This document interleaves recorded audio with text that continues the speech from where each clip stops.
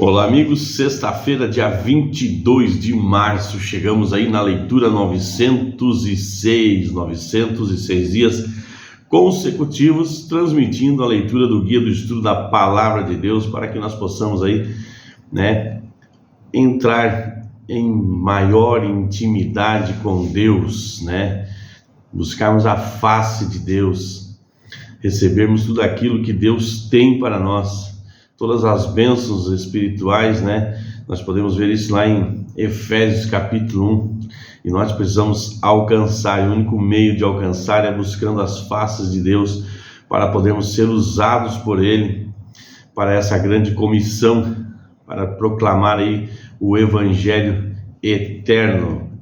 Como toda sexta-feira temos o estudo adicional, estamos aí no finalzinho hoje da lição número 12. O arrependimento genuíno é fundamental para a adoração. O arrependimento inclui a tristeza pelo pecado e o afastamento dele. Não abandonaremos o pecado enquanto não reconhecermos quão perigoso ele é. E por que ele é perigoso? Eu falo para os meus filhos, aonde eu tenho passado, tenho falado a respeito disso, porque eu não conheço um pecado que não seja bom, que não seja prazeroso. Por isso ele é perigoso. No entanto, eu também não conheço nenhum pecado que traz benefício para o homem. E enquanto não nos afastarmos sinceramente do pecado, não haverá mudança real em nossa vida. Não tem como, amados. Muitas pessoas não compreendem a verdadeira natureza do arrependimento. Lamentam seus pecados e até procuram fazer alguma mudança na sua forma de viver por medo de que seus erros lhe causem maiores sofrimentos. Nós não temos que servir a Deus por medo. Nós não temos que abandonar o pecado por medo. Nós temos que abandonar o pecado como resposta pelo que Jesus fez na cruz por mim e por você. Mas isso, abandonar por causa do medo, isso não é arrependimento no sentido bíblico. Essas pessoas querem evitar o sofrimento, mas não o próprio pecado. E embora Deus não habite em templos feitos por mãos humanas, Ele honra com sua presença as assembleias do seu povo, lembra? Aonde estiver 2 ou 3 reunidos em meu nome, ali eu estarei. Muitas vezes nos esquecemos que Deus está presente quando nós nos reunimos, por exemplo, na nossa mesa em casa. Nós nos reunimos para fazer a lição, nos reunimos para orar, e é em nome dele, então ele está presente. Quando nós passamos a ter essa consciência, nós passamos a ter temor e não medo. O Senhor prometeu que quando os seus servos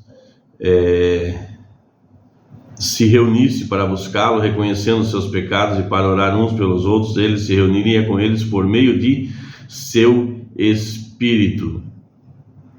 Mas os que se reúnem para adorá-lo devem abandonar tudo o que é mal, senão o adorarem em espírito e em verdade e na beleza da sua santidade, o culto é sem valor. Sobre esses o Senhor declara: esse povo honra-me com os lábios, mas o seu coração está longe de mim e em vão me adora. Você pode constatar isso lá em Mateus capítulo 15, verso 8 e verso 9, que essa é uma verdade. Como toda sexta-feira temos perguntas para consideração. Qual é a maior oferta do adorador a Deus? Essa é a única pergunta das 4 de hoje que tem passagem bíblica para você. Salmo 40, verso 6 ao 10 e Romanos capítulo 12, verso 1 ao verso 2, Romanos verso 1, verso 2, se não me engano, diz que nós devemos renovar a nossa mente, não tomar a forma do mundo, Então, qual é a maior oferta do adorador a Deus?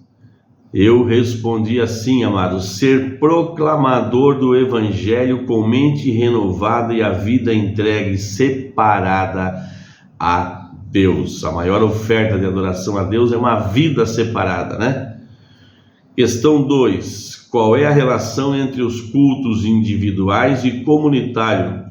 Precisamos de ambos? Sim, precisamos de ambos.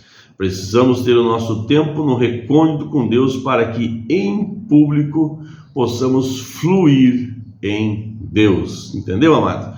Nós precisamos dos dois cultos, no nosso particular, né, e em comunidade. No nosso recôndito com Deus, nós nos enchemos de Deus para poder fluir quando nós estamos em comunidade, né, e não ficarmos falando da vida do próximo, né?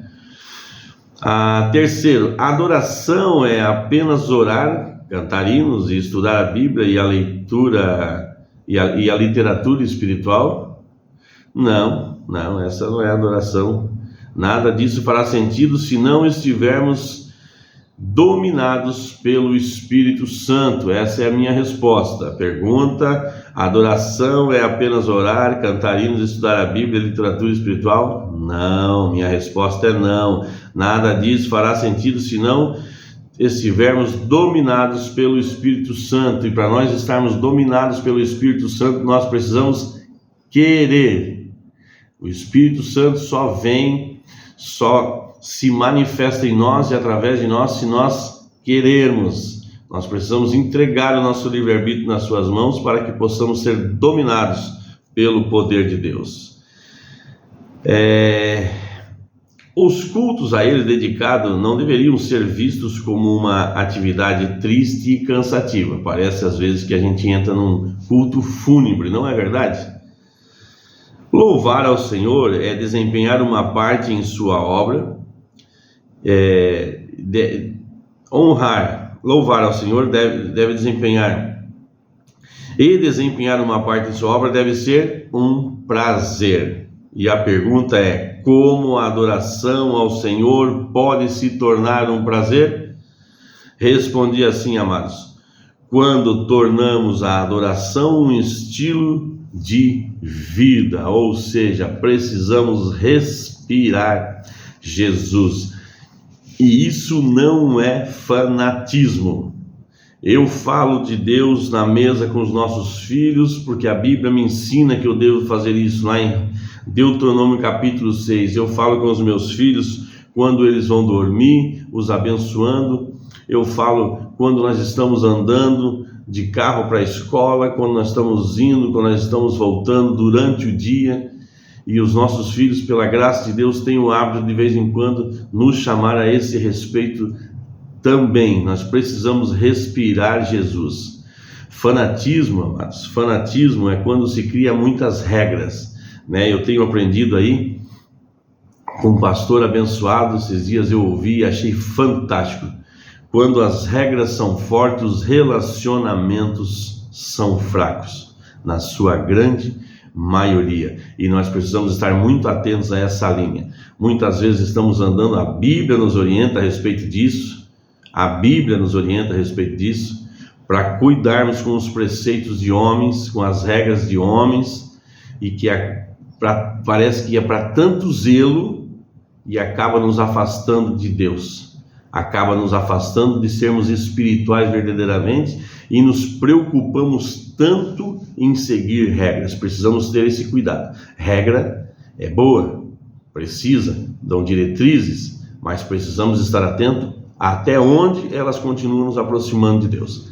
Amém, amados? Louvado seja Deus. Então a verdadeira adoração é uma vida entregue a Jesus, em tudo que somos, em tudo que fazemos, em tudo que vamos ser e em tudo que vamos fazer. Amém, amados? Louvado seja Deus.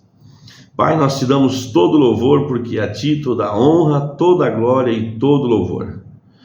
Pedimos perdão pelas nossas falhas e pedimos a tua graça para esse novo dia, que nos oriente, Senhor, a andarmos pelos teus caminhos, a fazermos a tua vontade, e que tenhamos os nossos olhos desnudados, Senhor, para que nada venha passar despercebido diante dos nossos olhos. Que a tua vontade se estabeleça em nós e através de nós. Em nome de Jesus. Amém. Abraço, meus amigos, abraço aí aos nossos amiguinhos, e lembrem-se, curtam e compartilhem esse canal. Nos ajude a transmitir essa mensagem de esperança, a mensagem do tempo do fim.